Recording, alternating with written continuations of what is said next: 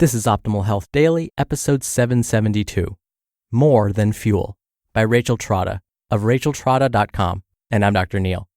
Welcome back to Optimal Health Daily, where I act as your narrator of the best health and fitness blogs covering fitness, nutrition, stress management, weight management, and lots more. Kind of like an audiobook, but from a bunch of different authors. And then on Fridays, I answer your questions right here on the show. And real quick, we need to talk about something. Constipation, abdominal pain, and bloating. If these symptoms come back again and again, then it may be time to seek help. Go to OhMyGut.info/podcast, where you can learn more about your symptoms. And with that, let's get right to it and start optimizing your life.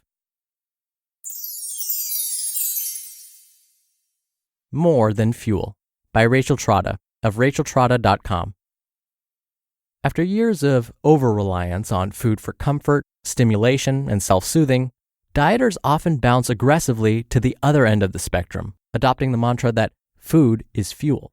As in, food is not for enjoyment or for pleasure. It's just to give your body the nutrition it needs to optimally function. In some ways, this mindset is an improvement on an unhealthy relationship with food, as it may help someone round out their emotional balance sheet with human relationships, more active hobbies, and more tools in the toolbox for self-soothing. It may also greatly improve a person's diet, filling it with more nutritious foods that truly do meet their physical and psychological needs better than a diet packed with quote-unquote junk food. But the food as fuel mindset has limited potential for growth because it doesn't take into account the many roles that food plays in our lives. When I see clients using this mentality, I work with them to help them evolve beyond this stopping point and embrace balance. But first, let's take a look at the opposite end of the spectrum, which I call YOLO eating. If you're like me and have to look up everything in Urban Dictionary, I'll save you the trip. YOLO stands for you only live once. I just want to eat with abandon. Once, I was working with a client on meal planning, and it became apparent that she was struggling with the concept of not taking cheat meals. As I often tell clients, it's less about what you eat and more about how you eat it. I am not a fan of the concept of cheat meals or cheat days and prefer to encourage clients to instead eat what they want, but to continue to listen to hunger and fullness cues and to observe smart portion control strategies, whether they're eating blueberries or burgers.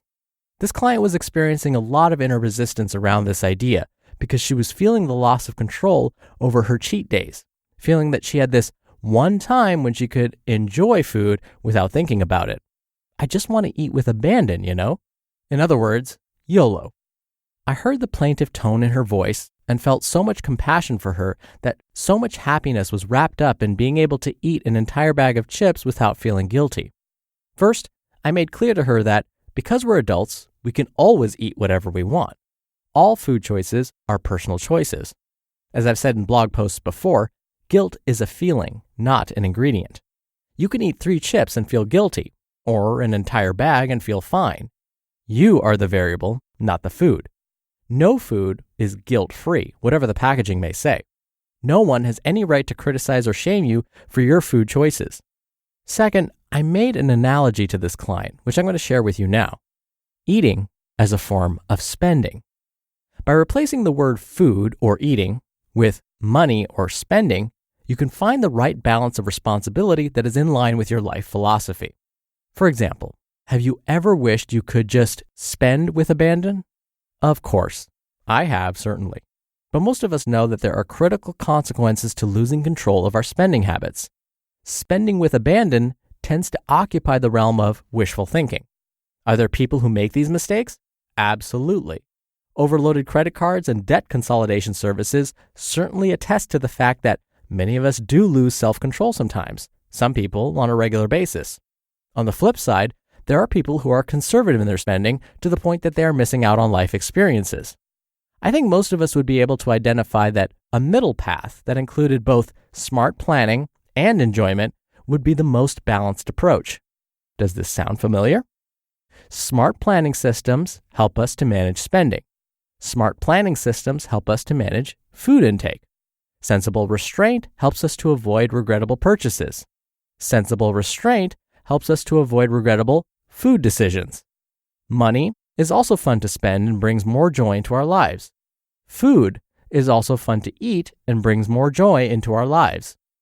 As you can see, when we translate food into money, the middle path is extremely clear. So why isn't it so clear with food? While it's a similarly complex resource to balance and can carry shame issues, money is often not loaded with the same dread of failure and loss of personal self-control associated with food and weight. Food, eating, weight, and body image are incredibly loaded issues. When we can remove the added meaning and fears, the balanced middle path becomes incredibly obvious. So, what role should food play? Where you will fall on this spectrum is largely a personal decision with no real should. I recommend the middle territory of balance, leaning in one direction based on your natural tendencies. If you tend to be self-indulgent, your hedonism may need to be structured a bit more by the food as fuel direction. It probably wouldn't hurt you to track calories and plan meals because planning ahead and seeing the big picture may be a weak spot for you.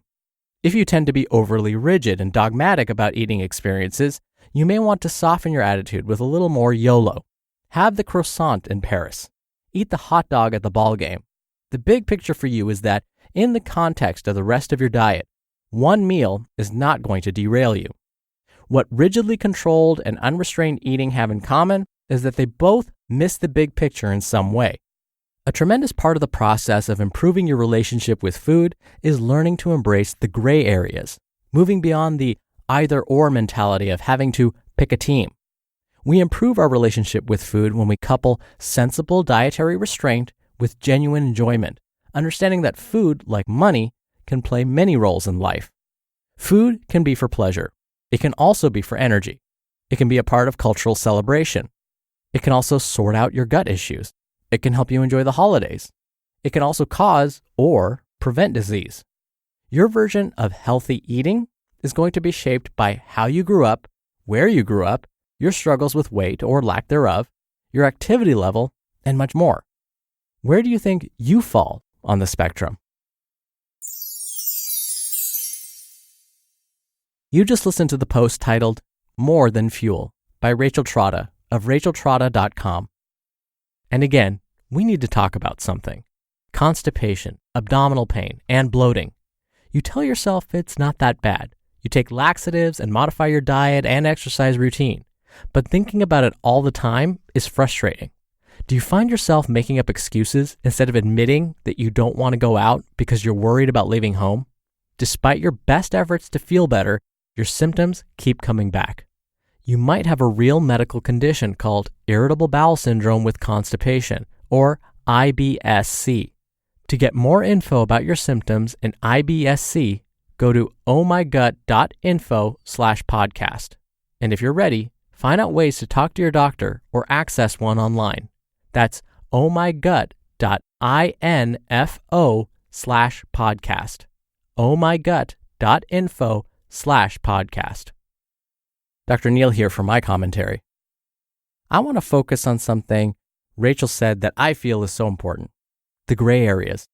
Far too often when it comes to our lifestyle, it's an all or nothing approach. For example, am I going to have time for my workout today? I don't have that hour, so no. I'm not going to work out because I don't have enough time. Well, instead of using that kind of black and white thinking, it might be better to try and adapt and find the gray area, that space in between, like, well, maybe I don't have an hour, but I could fit in a quick workout instead. Maybe I could just run a mile as fast as I can, which for many of us would take anywhere from 8 to 12 minutes, and then you're done. Or this kind of thinking where, did I have that donut, French fry, or slice of pizza? Oh, well, then I blew it. Diet's off. Nope, as Rachel said, enjoy that food. It's okay that you have it, but it doesn't mean that now you're completely off track. Just because you had those foods, or just because you had to do a 12-minute workout instead of an hour-long workout, doesn't mean you failed. It just means you're adapting. And this is the process. This is the journey, and that's okay. All right, that'll do it for today. I hope you're having a wonderful week so far, and I'll see you back here tomorrow where your optimal life awaits.